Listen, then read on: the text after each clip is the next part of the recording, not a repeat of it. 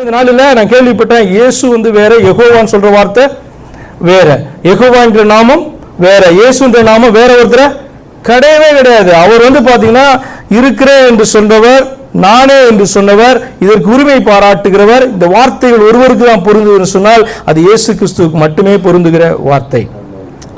கிறிஸ்துவின் உண்மையான ஊழியர்கள் எல்லாம் இந்த நாமத்தை அறிந்து விசுவாசித்து போதித்தார்கள். 4 பேரை காமிக்கிறேன். யோவான் அப்போஸ்தலன் இயேசுவை இவரே மெய்யான தேவனும் நித்திய ஜீவனுமாய் இருக்கிறார் என்று சொல்லி 1 யோவான் 5:20 அவர் சொல்லுகிறார். அதாவது குமாரனை குறித்து அவர் பேசுகிறார். அப்படின்னா குமாரன்னா கன்ஃபியூஸே ஆகாதீங்க, அந்த மெய்யான தேவன் நமக்காய் தோன்றினதை தான் தேவனுடைய குமாரன் என்று சொல்லுகிறோம்.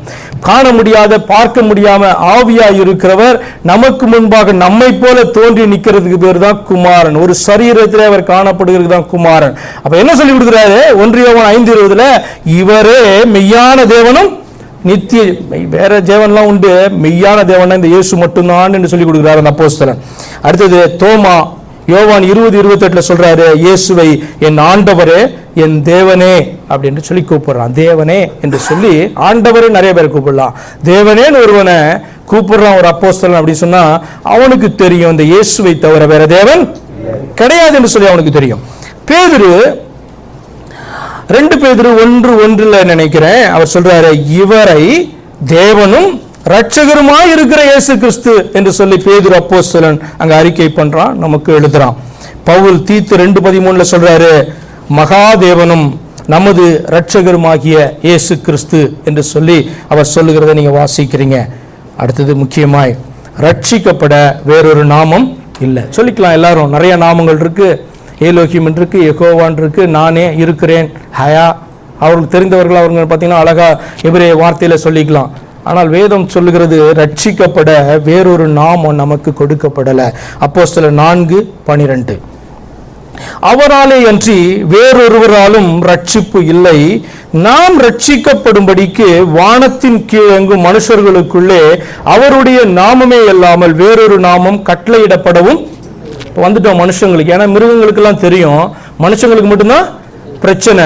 மனுஷங்களுக்கு தெரியா ஒரு நாமத்தை மாத்திரம் ஸ்பெசிபிக்கா அவர்கள் அறிந்திருக்க வேண்டும். அது என்ன அப்படின்னு சொன்னா இயேசு கிறிஸ்து என்கிற நாமம், இவர் கர்த்தர் என்று சொல்லி அவர்கள் அறிந்து அறிக்கை பண்ண வேண்டும். அப்போஸ்தலர் 4:12 சொல்லுது, அவராலே அன்றி 1000 நாமம் வேதத்தில் காணப்படலாம். அந்த 1000 நாமத்தை அறிந்திருப்பதனால சொல்லுகிறதுனால ரட்சிப்பு உண்டாக முடியாது.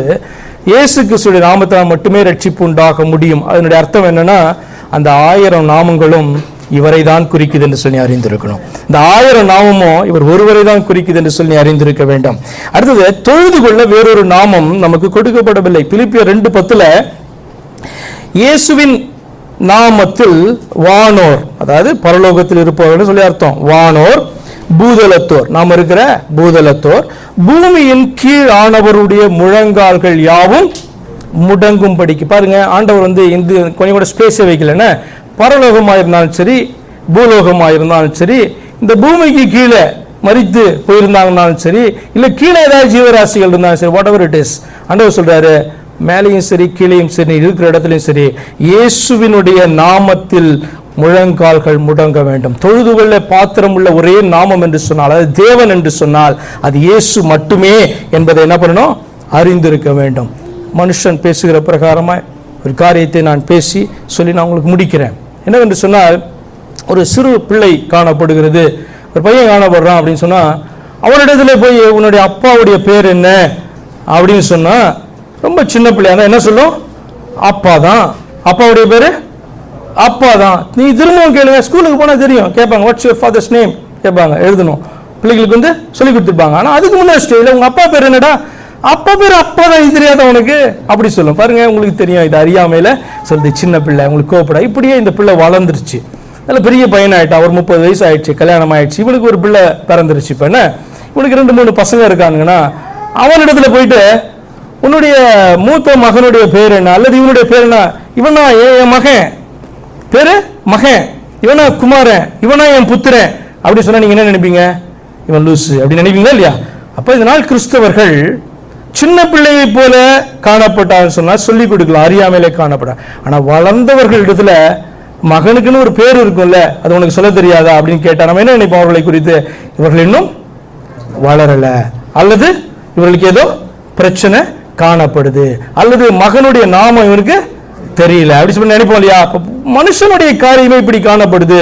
அப்ப தேவனை குறித்து நீ எப்படி வேணா சொல்லலாம், என்ன பெயரிட்டு வேணா அழைக்கலாம், நீ அனிமலா இருந்தா. ஆனா மனுஷனாய் காணப்படுகிறபடினால, அதிக புத்திசாலி என்று சொல்லி நினைக்கிறபடினால, தேவனுக்கு என்று சொல்லி ஒரு நாமம் உண்டு.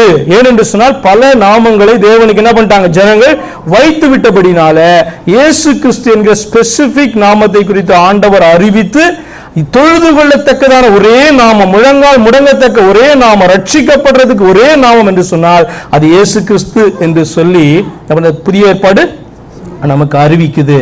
அப்ப கர்த்தர் நமக்காக பிறந்திருக்கிறார் அப்படின்னு சொன்னா ஏதோ கர்த்தர் கிடையாது.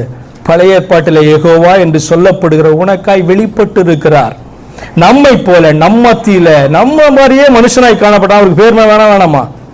வேணும். இவர் தான் யெகோவா, இவர் தான் தேவன் சொல்ல முடியாது. அவருக்கு ஒரு பெயர் வைக்கப்பட்டாகணும். ஆண்டவர் இயேசு என்று பெயர் வைக்க சொன்னார். அப்படின்னா என்ன அர்த்தம்? ரட்சகர் என்று சொல்லி அர்த்தம். கிறிஸ்து என்று சொன்னால் இஸ்ரவேலின் ராஜா என்று சொல்லி அர்த்தம், அபிஷேகிக்கப்பட்டவர் என்று சொல்லி அர்த்தம். கர்த்தர் என்று சொன்னால் புரிந்து கொள்ளுங்க, இருக்கிறேன் என்று சொன்னவர், நானே ரட்சகர் என்று சொன்னவர். பழைய ஏற்பாட்டில் பார்த்தீங்கன்னா ஏலோகிம் இன்னொரு பெயர் உண்டு, யெகோவா என்று சொல்லி தன்னை அறிமுகப்படுத்தி கொண்டவர். இவர் யார் என்று சொன்னால் கர்த்தராகிய இயேசு கிறிஸ்து. ஹல்லேலூயா.